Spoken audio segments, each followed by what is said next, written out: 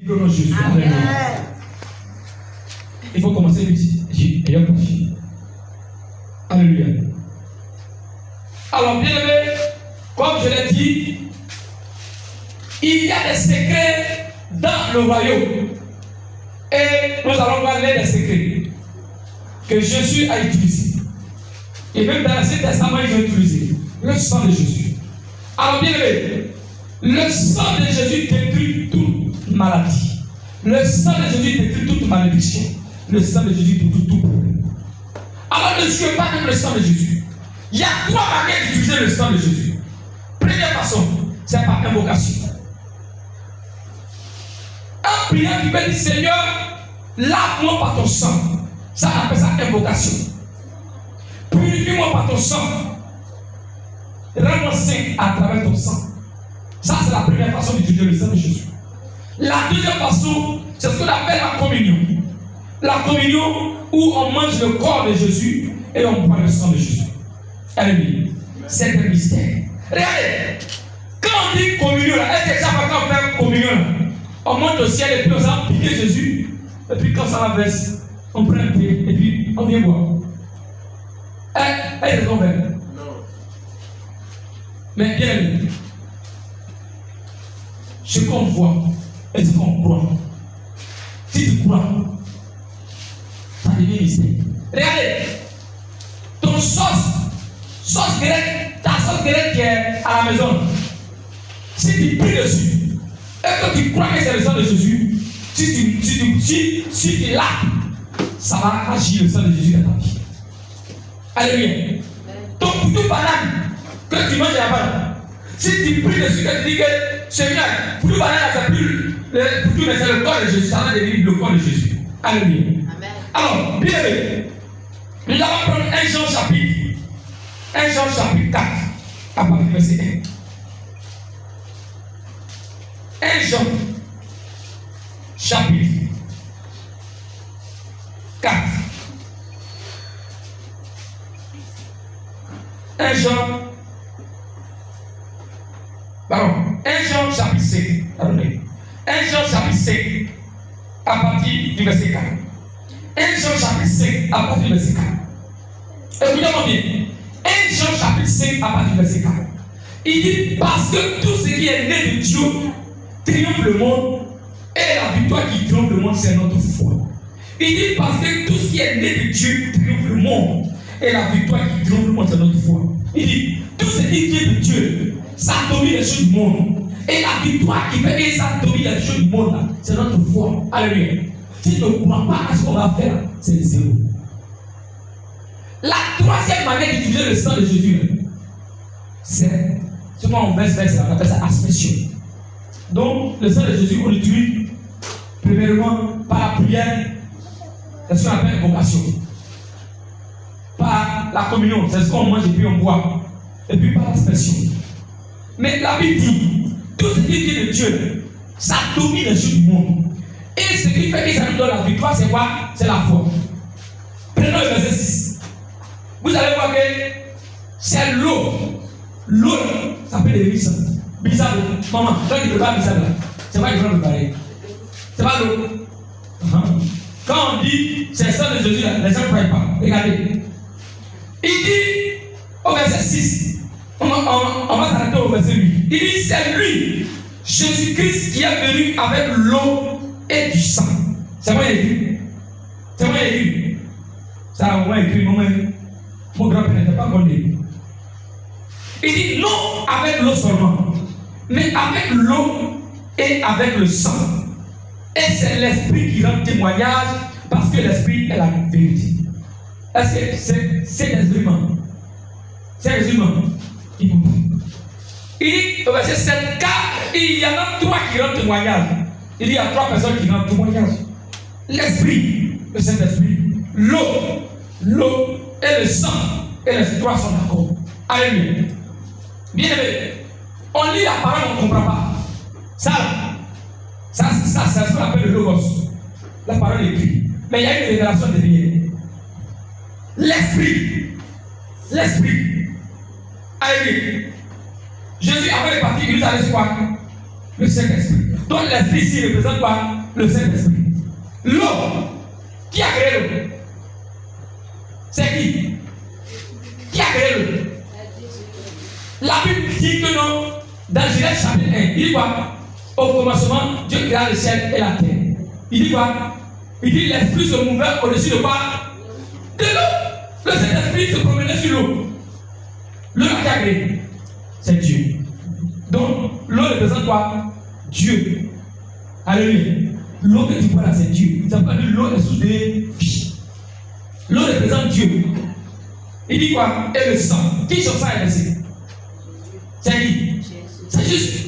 Donc, il dit, et les trois sont d'accord. Donc, l'esprit qui est le Saint-Esprit, l'eau, Dieu, et le sang qui est Jésus. Il dit quoi? Et les trois sont d'accord. Jésus n'a pas dit, moi et le Père sont un. Est-ce qu'il n'a pas dit ça? Donc, le Saint-Esprit, l'eau et le sang, les trois sont un. Donc, les trois sont d'accord. Mais pourquoi les trois sont d'accord? Parce qu'ils vont créer quelque chose dans ta vie. Ils vont provoquer le miracle dans ta vie. Alléluia. Alors, nous allons voir l'aspersion du sang de Jésus. Alors, bien aimé, écoutez-moi bien. Écoutez-moi bien. Nous allons prendre le livre d'Exode, chapitre 29, verset 21. Il dit, tu prendras du sang qui sera sur l'autel. Envoie-moi le sang ici.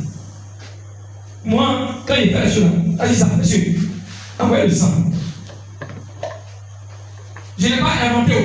On dit l'eau et le sang. Ça là, c'est pas rouge. C'est pas l'eau qui est dedans. On n'a pas mis bizarre dedans. Donc, actuellement, par la foi, c'est quoi? C'est le sang. Par la foi, c'est l'eau. Ce qu'on a vu avec ça. Alors, regardez. Il dit, tu prendras du sang qui sera sur l'autel. Donc, on parle de l'autel. C'est ça. Comme ici là, c'est l'église. Mais c'est encore l'église. Alléluia. Vous comprenez ce qu'il dit? Amen. Donc, on est sur l'autel comme ça. Allez, spirituellement, c'est ça. C'est l'église qui est là. Tu vois l'église là. C'est pas maison qui fait l'église. C'est toi et moi, on forme l'église. Alléluia. Donc, on est sur l'autel. Ça, c'est notre autel qui est là. Il dit, tu prendras du sang qui sera sur l'autel et de l'huile d'onction. Et de l'huile d'onction. Et qui a quoi l'huile d'onction?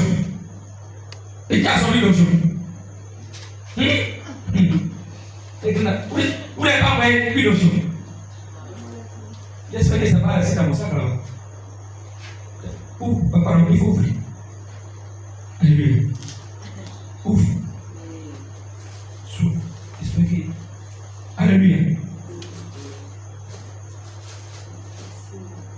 C'est les gens qui ont pris ça. Vous aussi, on ne va pas compter sur vous pour envoyer. Bon, c'est pas grave. À la fois. Même s'il n'y a pas de d'option, on va faire ça comme ça. Alléluia. Bien aimé. Il dit quoi? Et sur le terre, et de l'huile d'onction. Et tu en feras l'aspersion sur Aaron et sur ses vêtements, sur ses fils et sur leurs vêtements. Ainsi seront consacrés Aaron et ses vêtements, ses fils et leurs vêtements. Alléluia. Donc, ouais, non. Normalement, on met une option dedans. Il est pris dessus. Je commence à faire quoi? À verser sur vos vêtements, sur vos têtes, tout ça. C'est fini. Je vous ai aspergé comme ça. Si il y a malédiction sur vos vies, c'est brisé comme ça. Alléluia. Alors, on va aller encore plus loin. On va prendre un Pierre. Un Pierre 1, verset 2. Il dit, et qui sont élus selon la présence de Dieu, le Père, par la sanctification de l'Esprit, avec qu'ils deviennent obéissants et qui participent à l'aspersion du sang. Ils deviennent quoi? Obéissants. Il y a des gens, les saints, on va savoir avec qui chose. Il dit quoi? Qui va quoi? Obéissant. Obéissant et qui participe à la. Tout le monde doit faire quoi? Participer à l'aspersion du sang de Jésus. Il dit que la grâce et la paix vous soient multipliées. Donc, si tu es obéissant et que tu passes à l'aspersion du sang, il dit quoi? La grâce et la paix seront quoi? Selon ton partage. Alléluia. Alors, nous allons aller encore plus loin. Et nous allons prendre le livre de Hébreux maintenant. Hébreux 11, verset 28. Il dit, c'est par la foi qu'il fit la part. La foi est revenue encore. C'est par la foi qu'il fit quoi? La part. Et l'aspersion du sang a fait que l'exterminateur ne toucha pas au premier des Israélites. Il dit, c'est par la foi qu'ils ont fait la part. Et c'est par la foi qu'ils ont fait quoi? L'aspersion du sang de Jésus a fait que la personne qui détruit les gens, qui envoie la mort, ne pourra pas tuer les enfants d'Israël. Alléluia. Alors, bien aimé, ce matin, nous allons faire l'aspersion du sang de Jésus. Et pendant que nous allons faire l'aspersion du sang de Jésus, nous allons voir que même l'aspersion du sang de Jésus, on peut asperger sur les instruments de l'église. Alléluia. Hébreux chapitre 9, verset 21, il fait pareillement l'aspersion avec le sang sur le tabernacle. Comme dans le tabernacle, c'est dans le temple. Et sur tous les ustensiles du culte. Tous les qu'on parle des ustensiles. Tous les éléments qui sont dans le culte. Ça veut dire les appareils, etc. Alléluia. Alors, bien aimé, ce matin, tu vas te tirer sur les pieds. Tiens-toi sur les pieds. Tiens-toi sur les pieds. Et tu vas être en esprit. Tu vas être en esprit. Tu vas être en esprit. Et pendant que tu es en esprit, pendant que tu es en esprit, pendant que tu es en esprit, le sang de Jésus va venir sur ta vie. Pendant qu'il va venir sur ta vie, pendant qu'il va venir sur ta vie, les miracles vont commencer à s'accomplir. Les miracles vont commencer à s'accomplir. Voici le sang de Jésus. Voici le sang de Jésus. Voici le sang de Jésus. Voici le sang de Jésus. Pendant que tes enfants vont prendre le sang de Jésus, pendant qu'ils seront aspergés, pendant qu'ils seront aspergés, Seigneur, ce soir, pour aller sur les vies, je déclare.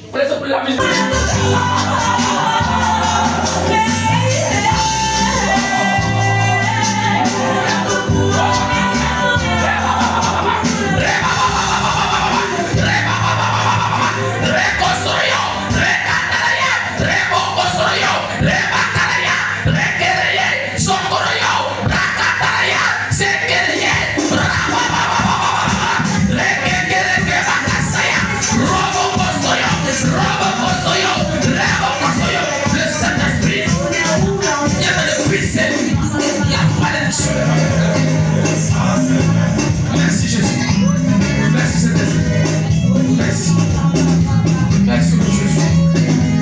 Amen. Merci Jésus. Alléluia. Alléluia. Alléluia. Alléluia. Est-ce que quelqu'un peut acclamer Jésus? Amen.